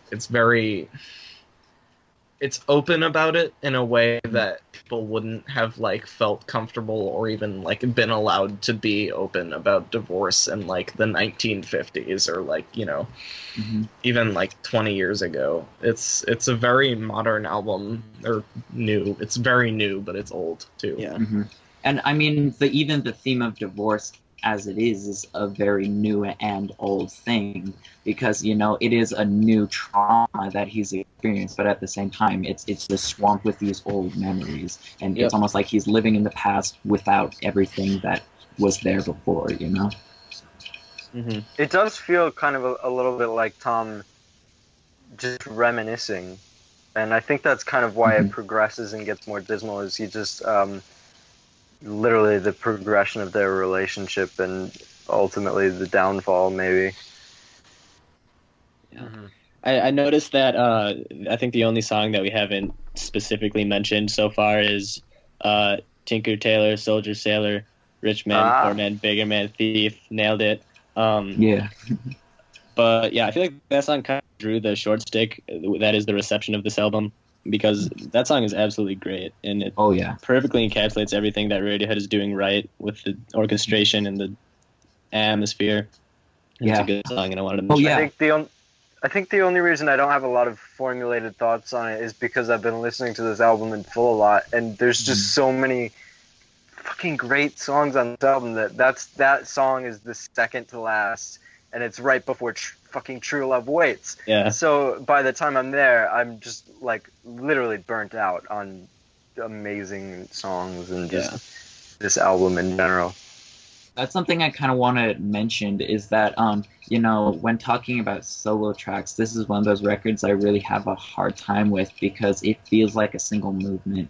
And when I was, you know, listening to it, I was often playing it again and again and again. And the only significant, like, break really was from the end to the beginning, when you go from True Love's Waits, which is obviously this subdued, just like downtrodden kind of, you know, dismal track, to Burn the Witch, which is like this like just sweeping, powerful, energetic song. The rest of it seems like, as an album, it just moves this one single entity. Even though it is kind of song oriented, it's still so much in the same atmosphere that I wouldn't consider it. Though I will say Tinker Tailor, I'll just call it that, is probably the first song where I opened up Windows Media Player and looked at the track just to be like, wait, which one is this? Because it starts out like very kind of old Radiohead, though from an audio perspective, I would say it's so much more up close and confrontational than, say, Kid A or Amnesiac, but it has those like popping alien beats to it, and then as it goes on, it just gets more old, as we would say, and more orchestrated and dense. Reminds me of the Gloaming a little bit at the beginning. Similar, it's like similar tone, you know, similar mood. I guess the thing about Tinker Tailor for me is like it's definitely a really great song, but it's just like coming before True Love Waits gives it like, you know, kind of makes it second fiddle, you know, because that's just True Love Waits is just such an intense moment, especially after everything you hear on this album. I will say though, sorry, everything that you can go ahead. Oh, I was just gonna say that when I first saw the track list and I first kind of was starting to listen to the album for the first time, I was kind of, I don't know if I want to say was kind of disappointed that they included True Love Waits, just cause this is before I listened to it, because like it was already so canon, and I was like, it's like pretty much already a song. I feel like they were taking a song, like they might as well have taken a song from like Amnesia, just thrown it on the album. I just thought it was kind of dumb, but but and then you heard it, and then you realized you were wrong. I struggled with that even a few listens in, because True Love Waits was already like I think I have 155 plays of that song. Yeah. I mean, it's increased recently, but before then, like, I think that was the number on my iTunes, and like, like it was already one of my favorite Radiohead songs and one of my favorite songs of all time, and it was just like, it almost felt like a cover to me, and it was like upsetting, especially because, you know, I had associated True Love Waits, like the original live version, just like with my own romantic feelings, and it was like kind of a comforting while also like desperate song. I don't know. I had connected with it so much, and it was just like so meaningful to me. And hearing it in this new concept, it was just like all of the joy had been taken out of the world. Yeah, I don't know. It's like, it's such a bleak statement.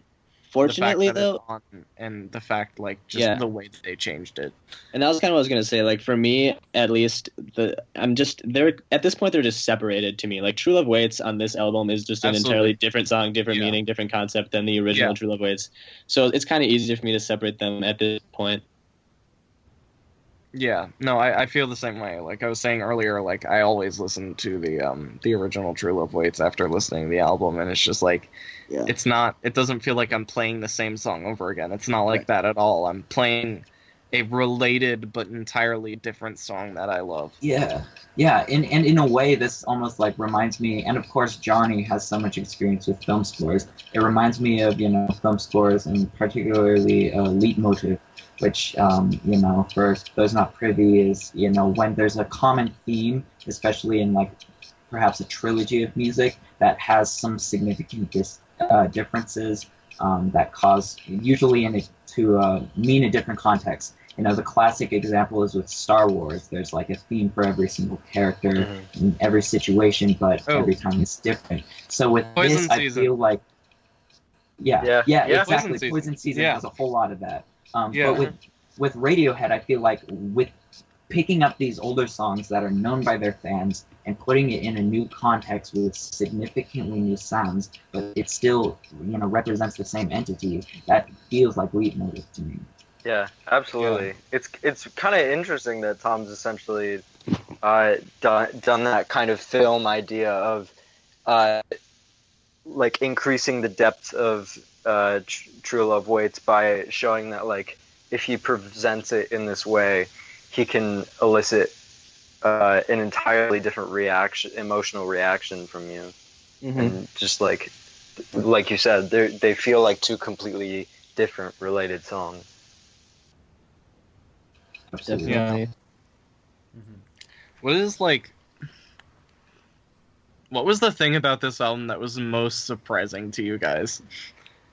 I don't know. Like, there were a lot of things about this record that really surprised me. Like, I mean, especially the fact that it doesn't sound like any other Radiohead album. I would just guess just how intensely personal it is, not only just like as an album, as an entity by itself, but in comparison to the rest of Radiohead's discography and like some of my favorite albums from them. When you look at an album like Kid A or Amnesiac, like it's so cold and it's so detached and it's so humanless. Like the whole point is like, okay, we're gonna like take the human out of this and just try to, I don't know. And it's just such a polar opposite space that he must be in, and it kind of caught me off guard. Another thing about this record that's different, that sets it apart from the rest of their discography, is like a lot of their albums are like anxiety or alienation personified, and absolutely. And this album, it doesn't have that. It's kind of gone. This is more like it's not that it's gone. Obviously, there's still anxiety to it. There's like probably, you know, still alienation to it, but it's got a different focus. It's like focused on this own defeatist, like depressive state that Tom was in for much of it, and that Nigel was in for much of it too. Yeah. Oh yeah. Similarly, I was gonna say the most surprising thing for me was the lack of brutality. Like all throughout Radiohead's discography, especially present in the lyrics, but I mean definitely in the music too. There was all of this confrontation and all of this like heavy language. Like, I mean, think Wolf at the Door. That's a perfect example of a song that's like, whoa, so alarming. And I mean, we hope that you choke, that you choke. There's so many lyrics like that on OK Computer too. And like you could handpick any album, and there'll be a number of lyrics that you listen to and just feel almost assaulted by violence in a way. Yeah. But with this isn't violent at all. It's broken. It's genuinely hurt rather than something being about hurting. It is just hurt, and I just I really appreciate that. Mm-hmm. It's wounded. In a way. So, and the cover kind of looks like a gash too. Like it looks like I can see that. I'm still trying to interpret the artwork itself and the title of the album. There have been some kind of wacky theories out there that I've seen, but none of them really seem that founded. It could just be Stanley messing around, but I don't know. On a much less deep level, like the thing that shocked me on this record, like just as someone who's really familiar with Radiohead, like their inclusion of like in a major way of acoustic guitars. Yeah. It's not really something they play with much, you know, like the King of Limbs had it, but like so I guess but it was like it kind of like blended into that album, you know. There were a couple songs throughout their discography, like Faust Arp, a couple of the Hail to the Thief B-sides, like they did it a couple times. The beginning of Paranoid Android, like they did it a couple times, but these are like some of these songs are acoustic guitar songs, you know, like that's the primary driving instrument on the song. Yeah, you're definitely right. In the way that you just basically said it. Like the riffs are performed on acoustic guitars instead of just the rhythm. Like as like a like a garnish or like as the rhythm. It's like like Desert Island Disc in the present tense, and to a slightly lesser extent the numbers. Like those are acoustic guitar songs. While it's still vaguely relevant. Just a brief tangent real quick. Can we appreciate that Radiohead with Gagging Order, like they're like, we're going to make an indie folk song. And then they did. And it was the best one ever made. And then they never made one ever again.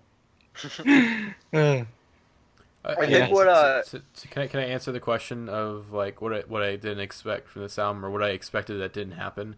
I expected a lot more electronic stuff because I was just like, it seems like I think everyone expected them to head in like an electronic direction because they've been heading down that path.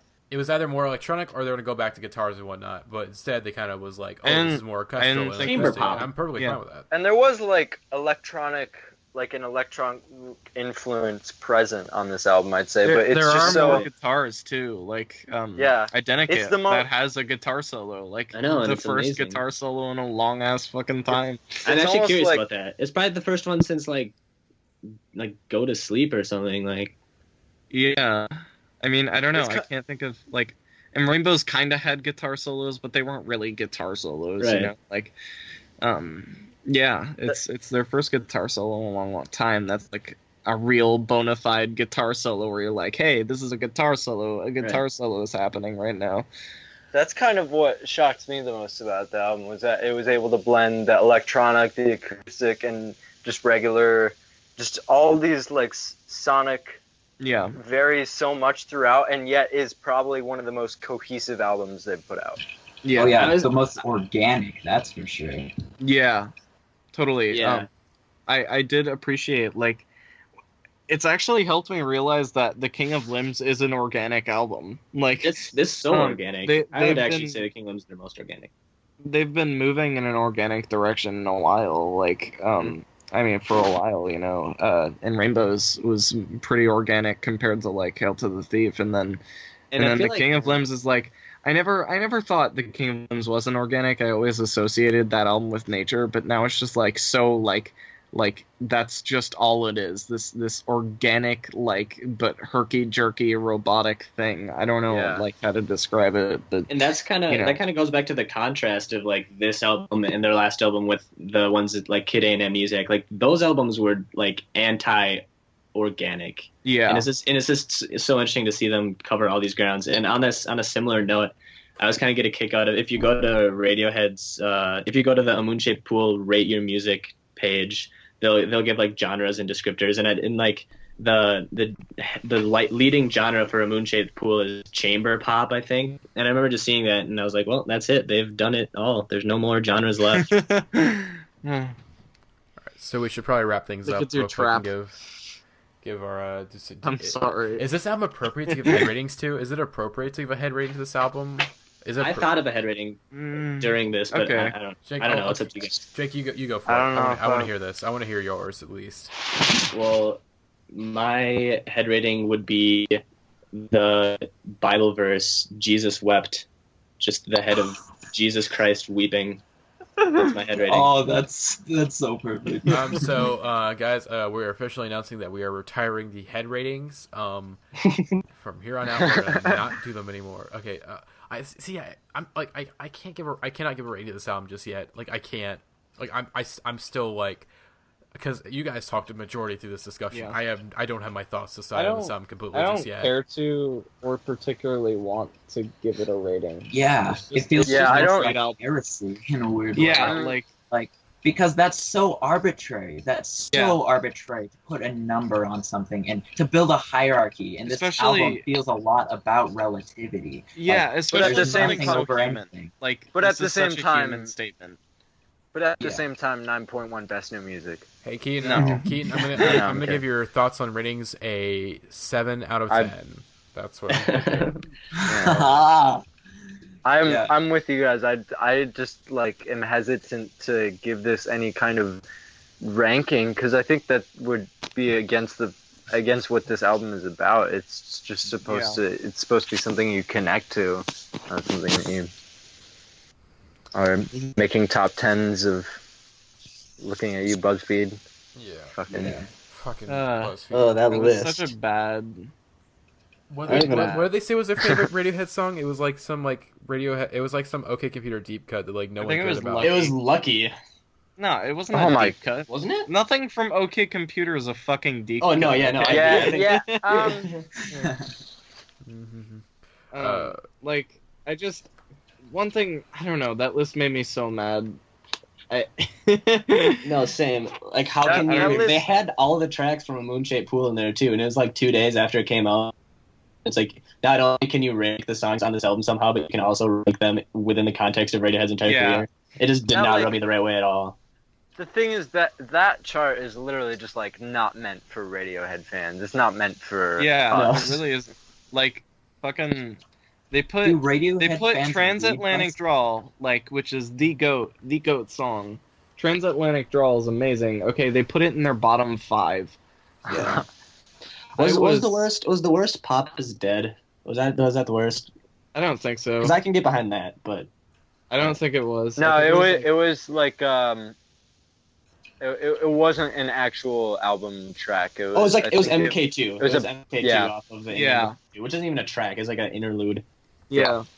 which is But another when it reason gets that down it's stupid. to it, That's what, just what that like article proves is hierarchy doesn't even apply to Radiohead, and it never really has.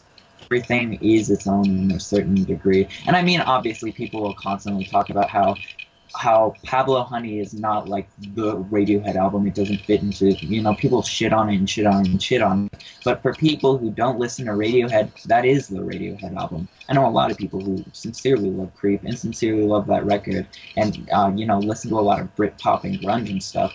And it fits into that entity in its own way. It's just not what we enjoy particularly, So in my mind, every Radiohead album has its own place entirely. And, Absolutely. every piece of music they've composed in a way. that was really a deep analyzation of how Creep is, whether it's a bad song or not. I appreciated that. Okay, here's the thing with people saying like, "Oh, Creep's a bad song." Like, I saw someone in like an Indieheads thread, what is the worst song by your favorite artist? And someone said Creep. It's like, dude, there's like probably like way worse songs than Pablo Honey I can think of that are worse. Yeah, than Creep. it's Every just other one. like See, there's a reason why Creep is the standout from Pablo Honey. Like, come on, y'all. Yeah, no, Creep is great. I feel Yeah. like people, I don't even know. It's just like it's like Fitter Happier, where it's easy to attack because it's like sonically grating to people who don't like Radiohead.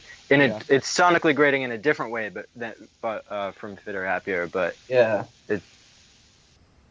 When Snow Comes Across. Okay, I so think that they're like, yeah. they're like what? Out. By the way, Fitter Happier is a great song, and I enjoy listening to it. Yeah. Oh I yeah, have me too. I have a poster in my room, and it has the lyrics. I do too. I by think it's the same poster, probably. Good poster. Yeah. 10 out of 10 poster. Yeah. All right, let's get. I rank that poster. That's 10 Okay. out of 10. Jesus Christ, guys. All right. So, I hope you guys enjoy listening to this podcast. The next episode will be on James Blake and Death Grips. I'm really excited to record Chance that episode. 3. We promise. No, Chance. Coloring book, am I right? Okay, okay, Alex, you know what we're gonna do? We're gonna do this. Okay. So next episode, which again could be like this week, later, like Friday maybe, it's gonna be Death Grips and James Blake, and then after that, it will be Teens of Denial and Chance 3. Does that sound good? I'm down with that. And then catch Because up. I've actually listened to Teens of Denial and Chance 3.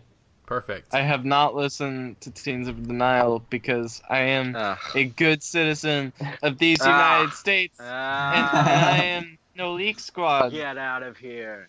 Thing is, I mean, I've had the album legally for like, it's gonna be, by the time the album comes out, I would have had it legally for like 11 days. So I mean, wink. Yeah. But anyways, okay, guys, little plugs real quick. Okay, Indieheads podcast channel. Hopefully, get it back within the next 2 weeks. This podcast is being uploaded on my own personal channel because YouTube sucks donkey balls. Make sure to Not like YouTube, IFPI. And Drake. Oh yeah, I'm tired. Okay, anyways, like us on Facebook at facebook.com/IndieheadsPodcast. Follow us on Twitter, IndieheadsPod. Make sure to check out our website, indieheadspodcast.wordpress.com. We have cast bios and all the archives of the podcast in case YouTube takes down our channel and whatnot.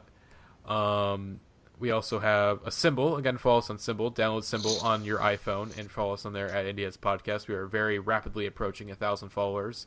We might actually do a giveaway to whoever our 1,000th follower is, so I'm going to keep a lookout on that. Do we have like a vinyl code we can give away? I just got rid of my Neutral Milk Hotel vinyl code the other day.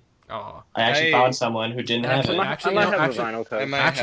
I might have a Teens of Denial code I can give away because I'm going to get one. Okay. So I'll give away a code of Teens of Denial to whoever our 1,000th follower is on Symbol. So go follow us on there. But I think that's it. Again, if you guys want links to all that stuff, it's in the description. And also, okay, I said this in the I think I kind of mentioned this in the update video, the copyright strike video. FYC, I'm done with How to Survive in the Music Industry. That's done. I'm done with school. I have summer school, but it's like it's just like a small class for radio. So FYC should be seeing a comeback. By the time we get this copyright strike, once we get this business over with, I will begin work on the next FYC, which I think I have decided that I'm going to do it on Jai Paul's self-titled leaked album. It's a very interesting pop album. I think a lot of people need to know more about Jai Paul, and I'm really interested to kind of delve into the history of him because he's a very mysterious artist, and there's not much known about him. And I kind of want to be just digging. I'm just gonna be a dirty little bitch. I'm gonna go through everything I know. Okay, you guys are gonna know everything about him. The mystery of him gone. So yeah. That's about it. It'll be the gotcha journalism of indie music. Yep, exactly. Expose on Jai Paul, how he actually is committed 9/11. Oh. This is the. Oh, just kidding. Never mind. This is I was gonna say the last podcast I was on, we ended with the Holocaust, and this one we're gonna end with 9/11. Yep. So that's good. I apologize. Anyways, I hope you guys enjoyed listening to this podcast, and we will see you next time. Bye. Bye. So long. Farewell.